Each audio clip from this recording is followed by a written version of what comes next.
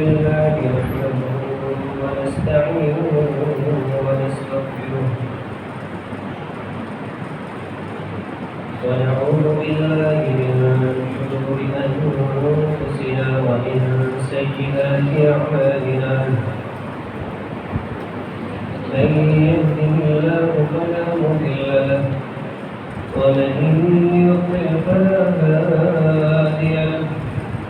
وأشهد أن لا إله إلا الله وحده لا شريك له وأشهد أن محمدا عبده ورسوله أما بعد فإن خير الحديث كتاب الله وخير الهدي هدي محمد صلى الله عليه وسلم وشر الأمور محدثاتها وكل محدثة بدعة وكل بدعة ضلالة وكل ضلالة في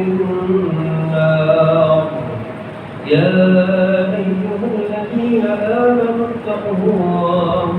اتقوا الله حق تقاته ولا تموتن إلا وأنتم مسلمون. يا أيها الناس اتقوا ربكم الذي خلقكم من نفس واحدة وخلق منها زوجها وبث منهما رجالا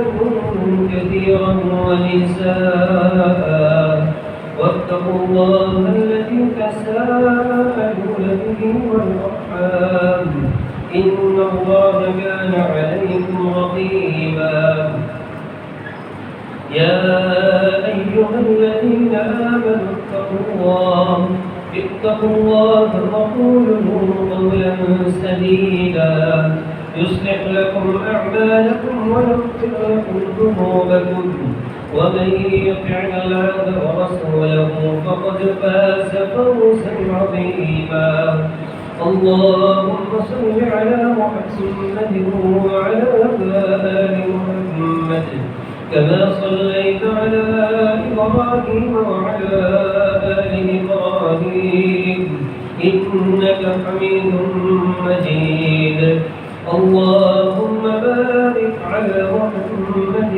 وعلى آل محمد كما باركت على إبراهيم وعلى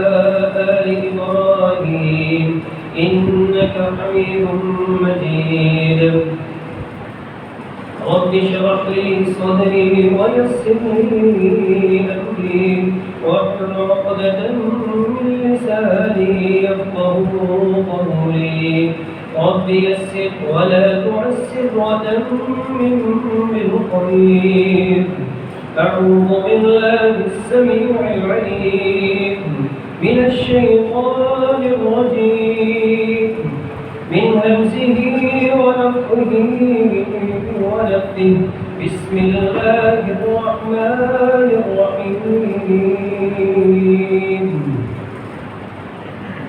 أمن هو قانت آناء الليل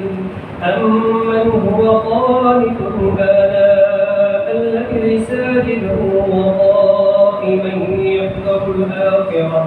يحذر الآخرة ويرجو رحمة ربه. قل هل يستوي الذين يعلمون والذين لا يعلمون إنما يتذكر أولو الألباب.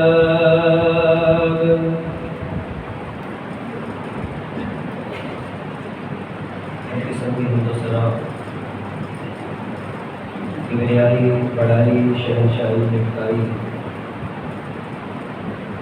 अल्लाह वहदहु ला शरीक lahu जो वाली के कुल खाली के कुल है। सलातो सलाम इमामुल अंबिया जनाबे मोहम्मद रसूलुल्लाह सल्लल्लाहु अलैहि व आलिहि व सहबिहि वसल्लम की मुक़द्दस मुतहहर बाबत तस्दीक।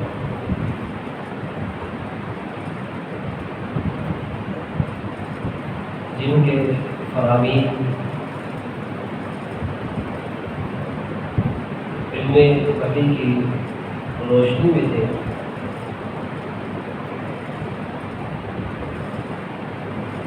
جو اللہ کی مرضی کے بغیر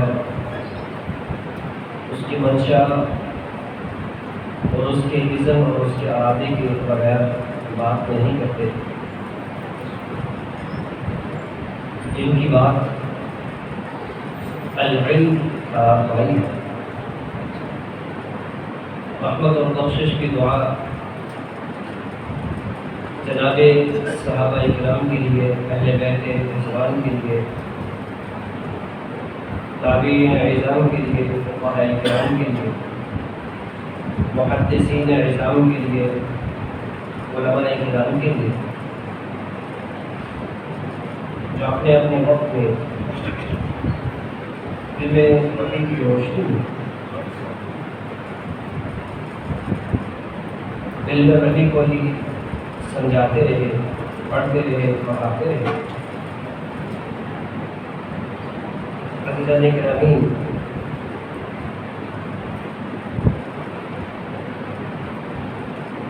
انسانی مہذب معاشروں میں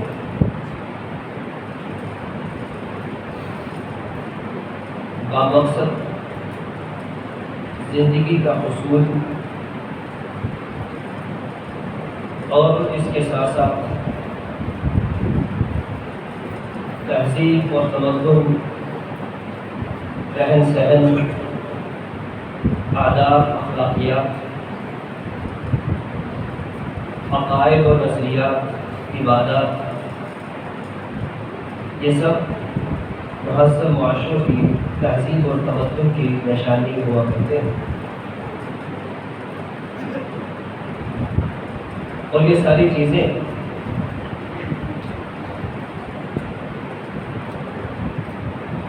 ایک مہذب معاشرے کا فرد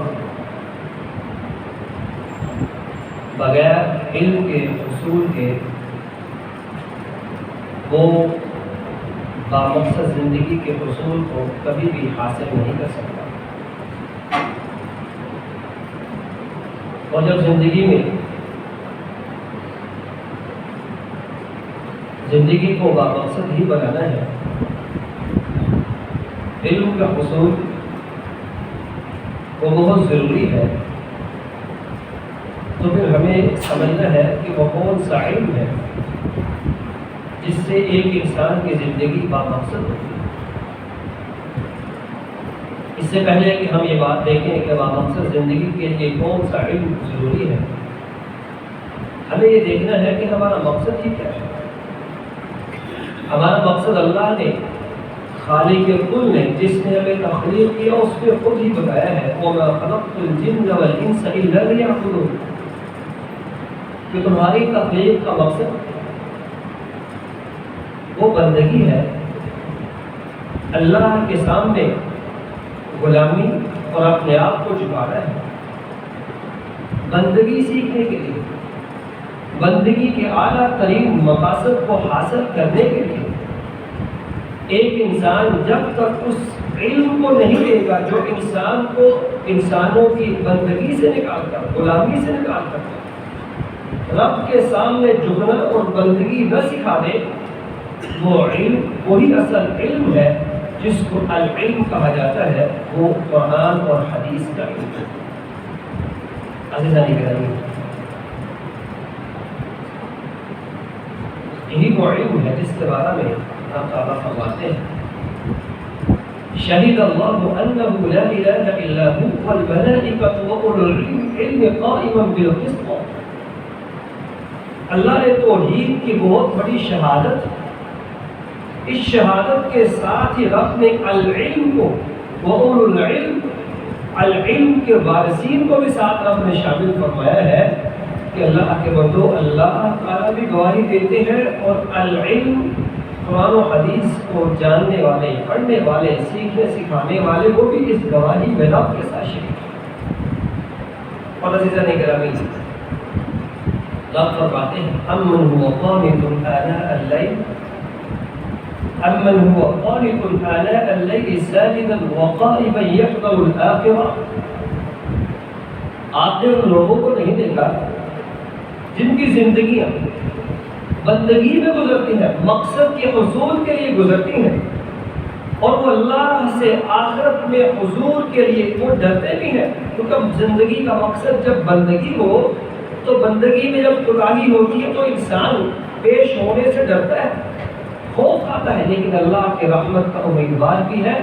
تو رب فرماتے ہیں کہ یہ بندگی کی تکمیل دنیا میں تب مکمل ہو سکتی ہے جب انسان کے پاس العلم، قرآن و حدیث کا علم ہوگا. اور ساتھ ہی رب فرماتے ہیں قُلْ هَلْ يَسْتَوِي الَّذِينَ يَعْلَمُونَ وَالَّذِينَ لَا يَعْلَمُونَ. کبھی ایسا ہوا کہ ایسا شخص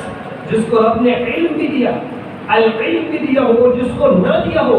وہ دونوں برابر ہو؟ کبھی ایسا نہیں ہو سکتا. اور یہ بات اولو الالباب عقل والے ہی سمجھ سکتے ہیں. عزیزان گرامی، اللہ نے جو قرآن اور حدیث کا علم، اس کی اہمیت اور افضلیت، اس کے لیے اتنی بات ہی کافی ہے کہ اس علم کا تعلق قرآن مجید کے ساتھ ہے براہ راست. اس علم کا تعلق نبی مکرم صلی اللہ علیہ وسلم کے فرامین کے ساتھ ہے. اللہ نے جو کلام کیا اور رسول اللہ صلی اللہ علیہ وسلم کی نبوت والی زبان سے نبوت کے ارشادات جو صادر ہوئے، اس علم کا تعلق براہ راست اس کے ساتھ ہے. جب قرآن سب سے اعلیٰ و بالا ہے، نبی مکرم صلی اللہ علیہ وسلم کا فرمان، آپ کے فرامین، آپ کے ارشادات، نبوت والے ارشادات سب سے اعلیٰ و بالا ہے، تو اس کے ساتھ تعلق رکھنے والا علم وہ بھی سب سے اعلیٰ و بالا ہے. عزیزان گرامی، جو اس علم کو سیکھتا ہے، سیکھنے کے لیے اپنے آپ کو مکمل طور پر اہتمام کے ساتھ اپنی کمر کو کس لیتا ہے،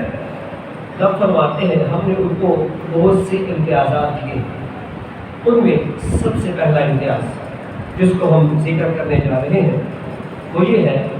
کہ اللہ نے ایسے لوگوں کو جو العلم کو سیکھنے سکھانے والے ہیں، ان کو اللہ نے دینی رہنمائی کے لیے، دینی احکامات کو سکھانے کے لیے اللہ نے ان کا انتخاب کر لیا. اگر ہم کسی شخص کو اپنے انتہائی عہدے کے لیے منتخب کرتے ہیں تو یقینی بات ہے اس پر سب سے زیادہ اعتماد ہے. تو اللہ نے ان لوگوں کے لیے جو العلم کو سیکھنے سکھانے کے پر لگے ہوئے ہیں ایسا اعتماد کیا کہ ان کو منتخب کر لیا ہے اس کام کے لیے کہ وہ دینی احکامات کی تعلیم دیں اور احکامات کو سکھائیں، دینی رہنمائی دیں. اور رب نے تمام مسلمانوں کو پر یہ اعلان کر دیا فَاسْأَلُوا أَهْلَ الذِّكْرِ إِن كُنتُمْ لَا تَعْلَمُونَ. اور یقینی بات ہے انسان جب تک سیکھے گا اس کو آتا نہیں ہے، اور جب علم نہ ہو تو پھر ایک انسان کے لیے رب کی طرف سے حکم ہے کہ وہ اہل علم کے پاس آئے اور آ کر دینی رہنمائی لے جن کو اللہ نے دینی رہنمائی کے منتخب کروا دیا ہے. عزیزان گرامی، دوسری بات، دوسری افضلیت اور امتیاز ان شخصیات کا جن کو رب نے العلم کا ایک بہت بڑا اعزاز نوازا ہے، اعزاز سے نوازا ہے کہ اللہ نے ان کو سکھایا ہے. وہ کیا ہے کہ پرفتن دور میں، اس پرفتن دور میں اور اندھیرے کے اس عالم میں اللہ نے اہل علم کے ہاں اس پرفتن دور کے تمام تر وہ ایسے احوال جو انسان کے لیے پریشان کن ہے، فتنے کا باعث ہے، اس کے لیے اللہ نے ان کو پناہ گاہ قرار دے دیا. اور اس کے ساتھ ساتھ اندھیروں میں اجالے کی اور نور کے کن قرار دے دیا. نور اور روشنی کا ایک ان کو اللہ نے مرجع اور ماما قرار دے دیا ہے. رب فرماتے ہیں فَإِذَا جَاءَ أَمْرٌ مِّنَ الْأَمْنِ أَوِ الْخَوْفِ أَذَاعُوا بِهِ. رب فرماتے ہیں جب بھی انسانوں میں کوئی خوشی کا موقع آتا ہے یا خاص طور پر خوف کا، فتن کا، اندھیروں کا اور اس طرح کے معاملات ہوتے ہیں تو پھر وہ مسلمان ان کو چاہیے کہ وہ العلم، علماء کے ساتھ رابطے میں رہیں ان سے رہنمائی لے، یستنبطونہ منہم، وہ پھر دینی احکامات سے، اسلام جو عالمگیر مذہب ہے، قرآن اور حدیث سے پھر وہ استنباط کرتے ہیں، ان مسائل کا حل تلاش کرتے ہیں، ان پرفتن دور کے فتنوں کا سدباب تلاش کرتے ہیں، اندھیروں میں روشنی کو تلاش کرتے ہیں، ان اندھیروں میں روشنیوں کو تلاش کر کے پرفتن دور کے حل کو تلاش کر کے یستنبطونہ منہم ولولا فضل اللہ علیکم ورحمتہ لاتبعتم الشیطان الا قلیلا۔ اللہ کے بندو، اگر یہ پرفتن دور کے اس احوال سے تمہیں حل تلاش نہ کر کے دیا جاتا، اندھیروں میں روشنی کی کرن کو نہ دکھایا جاتا، تو ایسے احوال ہوتے لاتبعتم الشیطان الا قلیلا، بہت تھوڑے سے لوگ ہوتے جو شیاطین سے بچ پاتے، ورنہ سب کے سب شیاطین کے پیچھے چلتے رہتے۔ اور آپ فرماتے ہیں یہ اللہ کا بہت بڑا فضل ہے، ولولا فضل اللہ، اگر اللہ کا فضل نہ ہوتا تو گویا کہ اللہ کا بہت بڑا فضل ہے ایک انسان کے لیے، ایک مسلمان کے لیے، کہ اس کو دینی رہنمائی ملتی ہے، اس کو استنباط ملتا ہے، اس کو وہ تمام تر احوال جو اس کے لیے پریشانی کا سبب ہے، دینی رہنمائی کی ضرورت ہے، اور اس کو ہر چیز اس کے لیے حل کے طور پر پیش کی جاتی ہے۔ یہ اللہ اس کو اپنا فضل بتا رہے ہیں۔ اگر ایسا نہ ہوتا تو پھر رب فرماتے ہیں اکثر شیاطین کے پیچھے چلتے، بہت تھوڑے تھے جو شیاطین کی حرکتوں سے بچاتے۔ عزیزان گرامی، یہ آیت ہمارے لیے انتہائی اہم ہے اس اعتبار سے کہ آج جس دور سے ہم گزر رہے ہیں، اس دور میں ہم انتہائی پریشان کن دور میں ہیں، اس فکر دور میں بھی ہیں، اور انسان دینی اعتبار سے بھی، مذہبی اعتبار سے بھی، سماجی اعتبار سے بھی، سیاسی اعتبار سے بھی، اور دیگر ہمارے جو احوال ہیں ان میں وہ کی کیفیت میں ہے، کشمکش میں ہے۔ وہاں پر اگر ہمیں قرآن و سنت سے اگر ہمیں استنباط مل جائے، حل مل جائے، تو واللہ یہ آیت ہمیں سمجھ آتی ہے کہ ولولا فضل اللہ، واقعی اللہ کا بہت بڑا فضل ہے۔ اس لیے یہ فضل رب فرماتے ہیں کہ یہ قرآن و حدیث سے جو استنباط کر سکتے ہیں علماء ربانیین، ان کے پاس اللہ نے اس حل کو رکھا ہے۔ اس حل کے لیے ہمیں ان کی طرف رجوع کرنا چاہیے۔ عزیزان گرامی، ابو درداء رضی اللہ عنہ اسی حوالے سے فرماتے ہیں من فقہ الرجل مشاه ومخرجه ومدخله مع اہل العلم۔ جب پرفتن دور ہو، تکلیف کے اس احوال میں ایک آدمی کی سب سے بڑی فقاہت یہ ہے، سمجھداری یہ ہے کہ وہ اپنا چلنا پھرنا، اٹھنا بیٹھنا اور اپنے احوال اور معاملات کو اہل علم کے ساتھ شیئر کرتا ہے، ان کے ساتھ جڑتا ہے، تاکہ اس کے تمام تر امور میں بالکل درستی ہو، اور اپنے معاشرے میں کبھی انتہائی توازن کے ساتھ، بغیر کسی لیک و لال کے، بغیر کسی ایک فرد کو سامنے رکھتے ہوئے اور ذاتیات سے ذرا اوپر آ کر، ان تمام چیزوں سے ماورا ہو کر ذرا اپنے احوال پر نظر ڈالیے۔ جن لوگوں کا تعلق مشائخ اور علماء کے ساتھ ذاتی زندگی میں بھی ہے، براہ راست ہے، سچی بات یہ ہے ان کی زندگی کا مزہ ہی الگ سے ہے، اور ان کی زندگی کے راہ راست پہ آنے کا طریقہ ہی الگ سے ہے۔ سبب یہ ہے کہ جب انسان جیسا بھی ہو، قرآن و حدیث سے بروقت رہنمائی اس کی زندگی کی سب سے بڑی نعمت ہے، اس کی زندگی کی درستی کا سب سے بڑا ذریعہ، اور اس کے لیے سب سے بڑا سہولت کاری ہے۔ اگر کسی شخص کو یہ مل جائے تو اللہ کا بہت بڑا انعام ہے۔ یہ تب کہہ رہے ہیں کہ اس کو اللہ کا بہت بڑا فضل ہے۔ عزیزان گرامی، تیسری بات، اگر انسان العلم، قرآن و حدیث کے علم کو سیکھتا ہے تو اس کو فائدہ کا ملتا ہے۔ رب فرماتے ہیں، یا انسانی زندگی کا یہ تجربہ بھی ہے کہ انسان کھانا پینا اس کی ضرورت ہے، لیکن یہ العلماء یہ انسان کی دینی ضرورت کو پورا کرتے ہیں۔ اس کی تکمیل اگر ممکن ہے دینی ضرورت کی، تو سچی بات یہ ہے وہ علماء کی بدولت ہے، اس میں کوئی شک نہیں۔ کھانا پینا انسان کی ضرورت ہے، لیکن کھانے میں کیا حلال ہے کیا حرام ہے یہ انسان کی دینی ضرورت بھی ہے اور اسلامی اور ایمانی ضرورت بھی ہے۔ اس لیے امام احمد رحمہ اللہ وہ فرمایا کرتے تھے الناس احوج الى العلم منهم الى الطعام والشراب لان الطعام والشراب يحتاج اليه مرتين او ثلاثا يحتاج اليه مرتين او ثلاثا۔ ایک انسان کے لیے کھانا پینا انتہائی ضروری ہے، لیکن یاد رکھیے کھانے پینے کی ضرورت پورے دن میں 2 مرتبہ یا 3 مرتبہ ہے، لیکن اما العلم فیحتاج، لیکن علم ایسی چیز ہے کھانا پینا دن میں 2 یا 3 مرتبہ ضروری، لیکن اس کھانے پینے کے حلال اور حرام کو، زندگی کے تمام تر امور کے حلال و حرام کو، جائز اور ناجائز کو، اکثریت اور غیر اکثریت کو سمجھنا فی کل وقت، اس کی ضرورت انسان کو ہر وقت رہتی ہے۔ اس لیے کھانے پینے سے بڑھ کے انسان کی اگر ضرورت ہے تو وہ انسان کی دینی ضرورت ہے، اس کی ایمانی اور روحانی ضرورت ہے۔ اس لیے ہمیں مجالسہم مجالس فضل و خیر، اسی امام احمد فرمایا کرتے تھے علماء کی مجلس،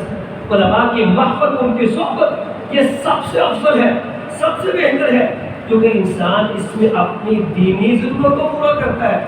اپنی ایمانی اور روحانی ضرورت کو پورا کرتا ہے، اور یہ وہ ضرورت ہے جو انسان کو کھانے پینے سے بھی زیادہ ضرورت ہے، کھانے پینے سے بھی زیادہ ضروری ہے۔ اسی طرح عزیزان گرامی، چوتھی بات، چوتھا امتیاز و افضلیت علماء کا اور اہل علم کا، العلم کو سیکھنے سکھانے والوں کے لیے اہل علم، علماء ربانیین، اہل اللہ و خاصۃ، وہ اللہ کے وہ خاص ہیں جو اللہ کی دوستی کے اہل ہیں، وہ کوالیفائڈ ہے اس اعتبار سے کہ اللہ ان سے دوستی کر سکتے ہیں، اور اس کے ساتھ تقویٰ اور پرہیزگاری کے راستے پر گامزن ہے۔ اس لیے رب فرماتے ہیں انما یخشی اللہ من عباده العلماء، اللہ سے جو حقیقی معنوں میں ڈرنے والے ہیں، خشیت رکھنے والے ہیں، حلال و حرام کا خیال رکھنے والے ہیں، وہ سچ یہ ہے کہ العلماء، قرآن مجید میں رب فرماتے ہیں کہ وہ العلم کو سیکھنے سکھانے والے ہیں، وہ العلماء ہیں۔ عزیزان گرامی، یہ لفظ کہ اللہ کے سب سے زیادہ قریبی اور خشیت اختیار کرنے والا العلماء ہے، اس کا معنی یہ ہے کہ یہ وہ لوگ ہیں جو اللہ کی خشیت کے قریب ترین ہیں، اس لیے کہ قرآن و حدیث جس کا مقصد ہی خشیت الہی ہے، رب کے قریب کرنا ہے، تو انسان جب وہ ذرائع اختیار کر لیتا ہے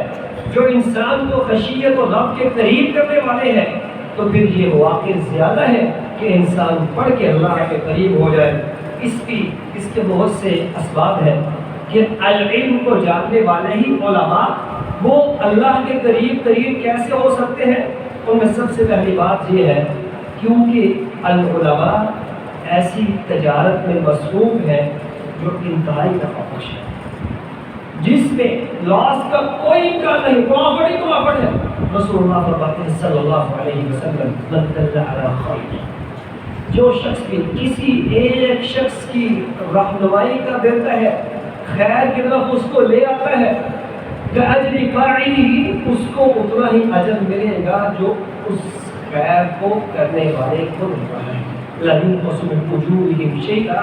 اللہ کا خزانہ بہت وسیع ہے، اللہ کسی کے خزانے کسی کے اجر میں کمی نہیں کرتے۔ اس کا مطلب یہ ہے ایک انسان العلم کو پڑھ کے، اس کو پڑھنے کے بعد لوگوں کو خیر کی طرف لے کے آتا ہے، تو جتنوں کو لے کے آئے گا رب تعالیٰ اس سب کو جو کرنے والے ہیں ان کو تو اجر ملے گا ہی، ان سب کا اجر اللہ اس شخص کو بھی دیں گے جو خیر کی طرف لے کے آ رہا ہے، اور کسی کے اجر میں کچھ کم نہیں ہوگا۔ عزیزان گرامی، اس کے ساتھ دوسری وجہ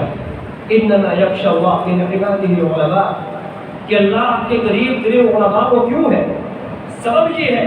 انسان جب فوت ہوتا ہے، اذا مات الانسان انقطع عنه عمله، انسان جب فوت ہوا اعمال کا سلسلہ ختم، اس کے اجر و ثواب کا سلسلہ ختم، لیکن 3 ایسے اعمال ہیں جو رسول اللہ نے فرمایا صلی اللہ علیہ وسلم جن کا اجر ملتا رہتا ہے، ان میں سے ایک وہ شخصیت ہے جس نے لوگوں کو خیر کی بات سکھائی تھی، لوگ خیر کی بات پر عمل کرتے ہی رہے کہ وہ دنیا سے جا چکا ہے خیر کی بات سکھانے والا، لیکن اللہ اس کو اس کا بدلہ دیتے ہی رہتے ہیں۔ اور عزیزان گرامی، امام شافعی رحمہ اللہ وہ فرمایا کرتے تھے اذا لم يكن العلماء اولیاء اللہ فلا اعرف اولیاء اللہ، اگر علماء العلم کو سیکھنے سکھانے والے بتانے والے اگر وہ اللہ کے ولی اور اس کے دوست ہونے کے حقدار نہیں ہے، پھر میں ایسے کسی شخص کو نہیں جانتا جو اللہ کے دوست ہونے کا حق رکھتا ہو۔ اور ابن حجر فرماتے ہیں کہ اللہ کے ولی اللہ کے دوست ہونے کا حق وہ رکھتے ہیں العالم باللہ والمواظب بالطاعہ، کہ وہ شخص جو اللہ کا دیا ہوا علم وہ سیکھتا سکھاتا ہے، والمواظب بالطاعہ، اور اس کے ساتھ ساتھ اطاعت گزاری، اطاعت شعاری، وفاداری کا دم اپنی زندگی کا ہر لمحے کرتا ہے، اور اپنے آپ کو جو علم رب نے دیا اس پر عمل بھی کرتا ہے۔ عزیزان گرامی، تیسرا سبب العلماء انما یخشی اللہ من عباده العلماء، علماء رب کے قریب کیوں ہیں؟ اس کا تیسرا سبب یہ ہے، مسند احمد کی روایت ہے، قیس بن کثیر رحمہ اللہ بیان کرتے ہیں قدم رجل من المدینہ علی ابی الدرداء وهو بدمشق، امام حضرت ابو الدرداء رضی اللہ عنہ دمشق میں تشریف رکھتے ہیں، شام کا دارالحکومت ہے، اور ایک آدمی جو مدینہ سے آیا اور آ کر کہنے لگا، آ کر آپ کے پاس حاضر ہوا، ابو الدرداء فرماتے ہیں ما اقدمک یا اخی، اے اللہ کے بندے کیوں آئے ہو؟ اس نے کہا آپ یہاں مدینہ سے چل کر دمشق میں شام میں کیوں آئے ہو؟ ساتھ ہی کہتے ہیں کوئی ضروری کام تھا؟ ہاں لگا ایسا تو نہیں ہے، کوئی ضروری کام نہیں تھا۔ پھر پوچھا تجارت کے لیے آئے ہو؟ ہاں لگا تجارت کے لیے بھی نہیں آیا۔ پھر پوچھا کیوں آئے ہو؟ تو آدمی کہنے لگے میں جئت الا فی طلب هذا الحدیث، مجھے علم تو پڑا ہے، مجھے پتہ چلا ہے آپ کے پاس ایک حدیث ہے، اس حدیث کو لینے کے لیے مدینہ سے سفر کیا، شام میں آپ کے پاس حاضر ہوا ہوں، اس کے علاوہ اللہ کوئی مقصد نہیں ہے شام سے شام میں آنے کا۔ ابو الدرداء فرماتے ہیں بیٹھو، پھر سو سمعت رسول اللہ صلی اللہ علیہ وسلم، میں نے رسول اللہ صلی اللہ علیہ وسلم سے سنا ہے من سلک طریقا یلتمس فیہ علما سہل اللہ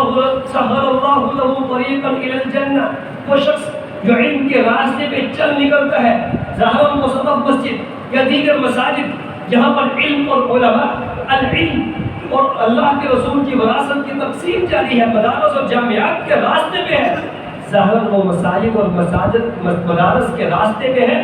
لیکن حقیقت یہ ہے سہل اللہ له طریقا الی الجنہ، اللہ فرماتے ہیں رسول اللہ کے ذریعے ہم تک یہ پیغام پہنچا ہے صلی اللہ علیہ وسلم کہ وہ جنت کے راستے میں چل رہا ہے۔ اور ساتھ ہی فرمایا وَإِنَّ الْمَلَائِكَةَ لَتَضَعُ أَجْنِحَتَهَا لِطَالِبِ الْعِلْمِ، وہ شخص جو ظاہر زمین پر چل رہا ہے، اللہ کے نورانی فرشتے اس کو پروٹوکول دینے کے لیے اس کے پاؤں پر اپنے پر بچھاتے ہیں۔ اور ساتھ ہی فرمایا وَإِنَّ الْعَالِمَ لِيَسْتَغْفِرَ لَهُ مَنْ فِي السَّمَاوَاتِ وَمَنْ فِي الْأَرْضِ، اللہ اس عالم ربانی کے لیے، علم وحی کو پڑھنے پڑھانے والے کے لیے زمین و آسمان کی تمام تر مخلوقات کی یہ ڈیوٹی لگا دیتے ہیں کہ اس کے لیے استغفار کریں، حتی الحیطان بالماء، حتیٰ کہ مچھلیاں سمندر کی گہرائیوں میں، حتی الحیطان بالماء، اسی طرح مچھلیاں پانیوں میں اور چونٹیاں اپنے بلوں میں اس عالم ربانی کے لیے دعائیں کرتی ہیں۔ اور ساتھ ہی فرمایا وفضل العالم علی العابد کفضل علی سائر الکواکب، ایک عابد پر ایک عالم کی افضلیت ایسے ہی ہے جیسے چاند کی تمام تر ستاروں پہ ہے، جیسے چاند تمام تر ستاروں کی موجودگی میں اپنی حیثیت رکھتا ہے، ایسے ہی تمام تر وہ عابد جو عبادت گزار ہیں ان سارے کے سارے عبادت گزاروں پر ایک عالم اپنی حیثیت اور شخصیت رکھتا ہے۔ اور عزیزان گرامی، یہاں ایک لطیف نقطہ وہ بھی سمجھ لیجیے وَإِنَّ الْعَالِمَ لِيَسْتَغْفِرَ لَهُ مَنْ فِي السَّمَاوَاتِ وَمَنْ فِي الْأَرْضِ، جتنی بھی مخلوقات زمین و آسمان میں ہے ساری کی ساری اس کے لیے دعائیں کرتی ہیں۔ سبب کیا ہے؟ سبب یہ ہے کہ العالم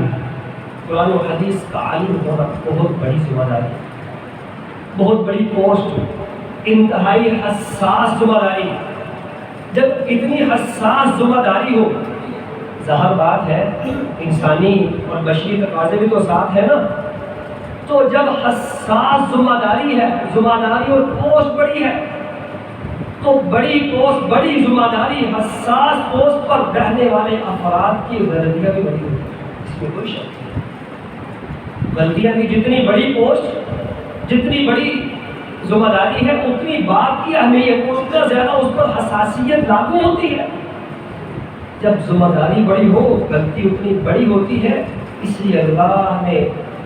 یہ ریلیف دیا ہے، رب نے یہ پیکیج دیا ہے خصوصی طور پر۔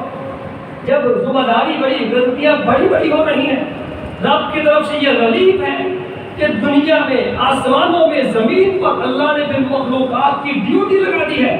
کہ وہ عالم ربانی جو ہے تو انسان ہی ذمہ داری بڑی پہ ہے، اس پر غلطیاں بھی بڑی ہوتی ہیں، اللہ نے مخلوقات کی ڈیوٹی لگائی کہ اس کے استغفار کرنا شروع کر دیا۔ عزیزان گرامی، اس لیے یہ افضلیت اور امتیاز ایک عالم ربانی، علم وحی کو پڑھنے پڑھانے والوں کے لیے ہے۔ اور آخری بات یہ ہے کہ جس کو رسول اللہ صلی اللہ علیہ وسلم نے بیان فرمایا، العلماء ورثۃ الانبیاء، انبیاء علماء کے وارث ہیں، لم یورثوا دینارا ولا درہما،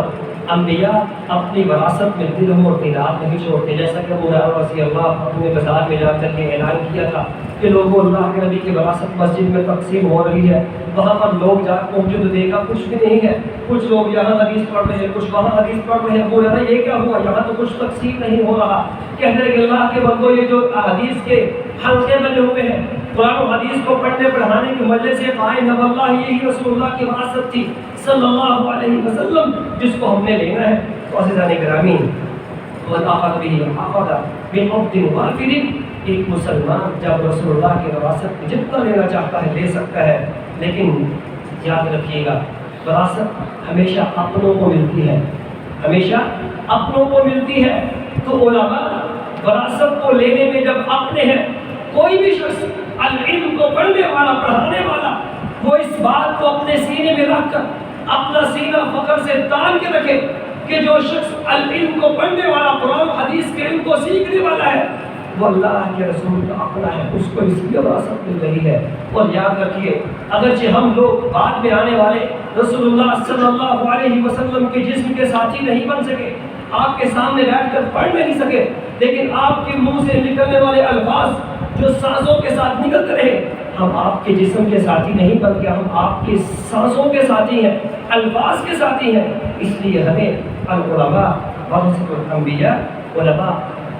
علماء جو علم وحی کو پڑھنے پڑھانے والے ہیں، وہ سب کے سب اس بات میں شامل ہیں۔ اس کی مزید وضاحت بھی کچھ درکار ہے، انشاءاللہ مغرب میں بھی کچھ کریں گے۔ اللہ ہمیں توفیق دے، ہم سیکھیں، سکھائیں، پڑھیں، پڑھائیں اور اللہ کے حضور پیش ہو۔ السلام علیکم۔